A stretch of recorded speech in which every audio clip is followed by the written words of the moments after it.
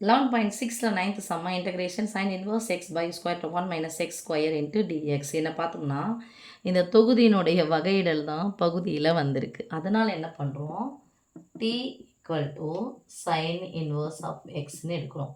இந்த t எக்ஸை பொறுத்த வகைப்படுத்துகிறோம். sin inverse நம்ம வகைப்படுத்தோம்னா 1 by square root of 1 minus x square into dx. ஓகேவா? இப்போ இதான் இருக்குது dx by square root of 1 minus x square இருக்குது. இந்த sin inverse square என்ன போட பாருங்க, sin inverse x by square root of 1 minus x square into dx equal to இந்த டேர்ம் ஃபுல்லாக நமக்கு நடக்க 1 by தான் அர்த்தம். இன்டகிரேஷன் sin inverse என்ன சொல்லலாம், t by பை கிடையாது, இதுக்கு பதில் என்ன போகிறோம், t போடுறோமா. இப்போ 1 by இதுக்கு பதிலாக ஃபுல்லாக என்ன இருக்குது, t dt இருக்குது. ரைட்மா. இப்போது இதில் சைன் இன்வர்ஸ் இருந்துச்சு. இப்போது dx பை இது, இந்த dx பை இதுக்கு ஃபுல்லாகவே நம்ம என்ன போட்டுக்கலாம், dt போட்டுக்கலாம். இதுக்கு பதில் என்ன போடலாம், இன்ட்டு t போடலாம். இப்போ t நம்ம இன்டகிரேட் பண்ணனா கிடைக்கும் t square by 2.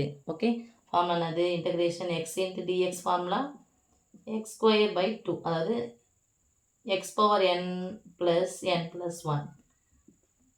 x power n into dx நான் இன்டகிரேட் பண்ணும்போது x power n plus 1 by n plus 1, அதான் ஃபார்முலா.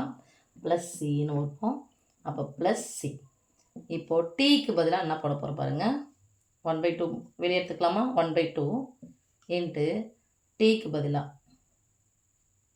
இல்லைன்னா அப்படியே போட்டுக்கோங்க, சாரி, டீக்கு பதிலாக சைன் இன்வர்ஸ் ஆஃப் எக்ஸ் ஸ்கொயர்னா the whole square by 2 plus, அவ்வளோதான். 1/2 வெளியே போட்டாலும் ஓகே.